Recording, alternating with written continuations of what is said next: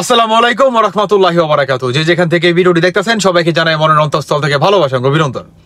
দর্শক বন্ধুরা, এই ভিডিওটা অত্যন্ত গুরুত্বপূর্ণ প্রতিটি শ্রেণীর মানুষের জন্য। 24 ঘন্টার সময় দিলেন অন্তর্বর্তীকালে সরকারকে, ডক্টর মোহাম্মদ ইউনূসকে, আপনার দুই সমন্বয়ক সার্জিস এবং হাসনাত। কি সেই 24 ঘন্টার সময়? সেটি হচ্ছে 24 ঘন্টার ভিতরে আপনার চিন্ময় কৃষ্ণকে ফাঁসির আওতায় আনতে হবে এবং এই চিন্ময়ের সাথে নাকি আপনার জড়িত আছে আওয়ামী লীগ এবং এই আওয়ামী লীগকে টোটালি হচ্ছে ব্যান করতে হবে। আচ্ছা, আমি একটা কথা বুঝলাম না, চিন্ময় কৃষ্ণর সাথে আওয়ামী লীগের কি সম্পর্ক? আপনারা একের পর এক, আমি আসলে এই কথাটাই এতদিন যাবৎ বোঝানোর চেষ্টা করতেছি যে একের পর এক প্রতিটি সমন্বয়ক তারা গাড়ি অ্যাক্সিডেন্ট করে আওয়ামী লীগের নাম দেয়। এখন এই চিন্ময় কৃষ্ণকে নাকি আওয়ামী লীগ চালাচ্ছে। আরে ভাই, কি যে বলবো, আপনারা কোনো এভিডেন্স ছাড়াই কথা বলেন। যদি এভিডেন্স থাকে অবশ্যই আপনারা সেটা দেখান মিডিয়ার সামনে।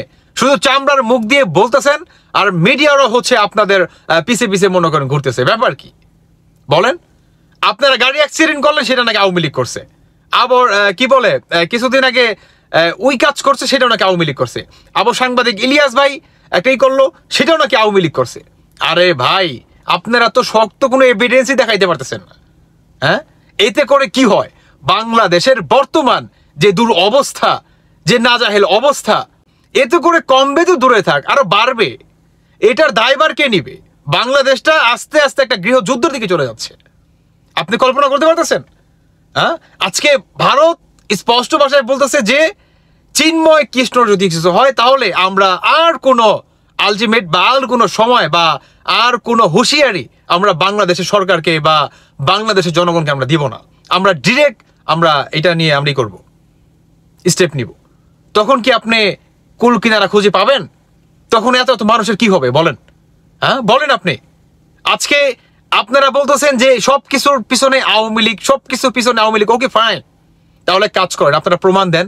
আর না হয় আপনারা তো একটা অজুহাত খুঁজতেছেন, শক্ত কোনো অজুহাত, যে অজুহাতের মাধ্যমে বাংলাদেশের প্রতিটি মানুষকে আপনারা এক কাতারে আনবেন। মানে এই কি বলে, আপনাদের কোঠা আন্দোলনটা যেমন করছেন, মানে মিথ্যা দিয়ে, হ্যাঁ, যেভাবে মানুষকে আপনারা আগলায় ধরছেন, এখন তো বাংলাদেশের মানুষ তার বোকা হয়ে যায় নাই।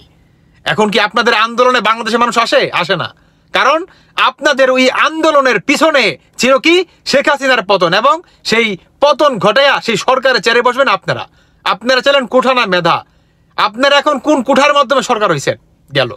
এবং আপনাদের একজন সমন্বয়ক হান্নান মাসুদ, হ্যাঁ, হান্নান ইবনে মাসুদ, এরকমই নামটা হবে, আমার সঠিক খেয়াল আসতেছে না।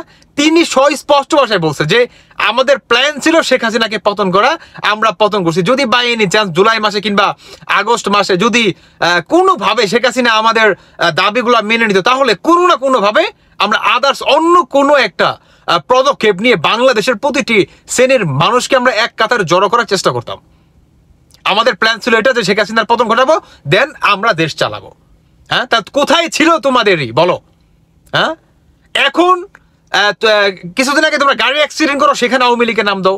এখন বলতেছে চিন্ময় কৃষ্ণর পিছনে, সেখানেও আওয়ামী লীগ আছে। আরে ভাই, ওদিকে ভারতের বিজেপি কলকাতার ভিতরে যে সমস্ত আপনাদের সময় দিচ্ছে বা হুঁশিয়ারি দিচ্ছে, এটার দিকে কোনো জবাব নাই, এটা নিয়ে কোনো কাউন্টার নাই। আওয়ামী লীগ কোথায় হাঁটতে গেল, কোথায় মুতবার গেল, কোথায় কি করলো, কোন সমন্বয়কের মুখে মুতলো, এগুলো মনে করেন ব্যাপাক তোলপাড়। এতে করে কি হয়? বাংলাদেশের মানুষ আরো অশান্তিতে পড়ে। দ্রব্যমূল্যের দাম কমাবেন না, বাংলাদেশে আপনার কি পরে চুরি, ছিনতাই, ডাকাতি, হামলা মামলা একের পর এক চলেই যাচ্ছে বা চলতেছে। আপনারা এগুলাকে আপনারা কন্ট্রোল করবেন না, নিয়ন্ত্রণে আনবেন না। আপনারা কি করবেন? আওয়ামী লীগের পিছনে পড়ে আসছেন। আরে ভাই, তাহলে ডিরেক্ট বলে দিলেই হয় যে আওয়ামী লীগের কোনো মানুষ বাংলাদেশে থাকতে পারবে না, আমরা টোটালি তাদেরকে নিষেধাজ্ঞা করতেছি এবং আওয়ামী লীগ বাংলাদেশে করা যাবে না। বলে দেন, বলে দিলেই তো হয়। কারণ আপনারা তো বর্তমান মীর জাফর হয়ে গেছেন যে আওয়ামী লীগ যে বিএনপির হাত ধরে 7 মার্চের যে শেখ মুজিবুর রহমানের ভাষণ ছিল, সেই ভাষণের মাধ্যমেই হচ্ছে আজকের এই বাংলাদেশ স্বাধীন হয়েছে। না হলে এই বাংলা ভাষায় কথা বলা লাগতো না। বুঝতে পারছো?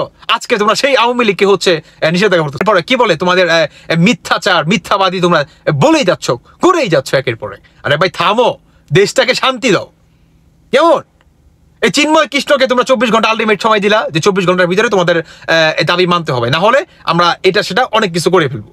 আরে ভাই, চিন্ময় কৃষ্ণ দাসকে যদি তোমরা তদন্তে আনো, ইনকোয়ারি করো, বাংলাদেশে কি তদন্ত কমিশন মরে গেছে? হ্যাঁ, মরে গেছে নাকি?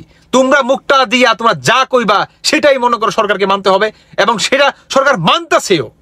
আজব কথা হচ্ছে এটা যে অবাক করার বিষয়, সরকার মানতাছেও তাদের কথা।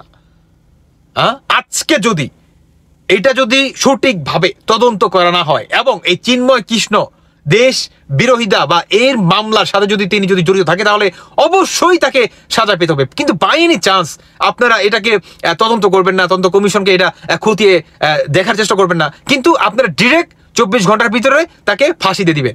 ওকে ফাইন, কিন্তু ফাঁসি দিয়েও দিলেন। ভারত থেকে এবং বহির্বিশ্বে আমেরিকা থেকে যদি কোনো চাপ আসে বা যদি কোনো ওই ধরনের একটা গৃহযুদ্ধ লেগে যায়, এটাকে টেগেল দিবে কি? আপনার বাবারা? আপনার বাবারা দিবে? বলেন, আমার প্রশ্ন আপনাদের কাছে, এটা টেগেল কে দিবে? আপনার বাবারা দিবে? এ দায়ভার কে নিবে? আজকে এদের জন্য আজকে আমাদের বাংলাদেশের এই অবস্থা। শুধু এটাই না, সামনে আরো ভয়ঙ্কর অবস্থা হবে, দেখতে থাকুন আপনারা। আর কি বলবো ভাই, আমি কিচ্ছু বলার নাই। আমি দিন শেষে একটা কথাই বলতে চাই, এখন পর্যন্ত সময় শেষ হয়ে যায় নাই। অতএব বাংলাদেশটাকে শান্ত রাখো এবং কাঁধে কাঁধ মিলিয়ে নতুন একটি বাংলাদেশ করার চেষ্টা করো। এতেই সকলের মঙ্গল, সকলের ভালো। কেমন? দর্শক বন্ধুরা, বাকিটা আপনাদের অবশ্যই ব্যক্তিগত মতামত জানিয়ে যাবেন। ধন্যবাদ সবাইকে। আল্লাহ হাফেজ, আসসালামু আলাইকুম।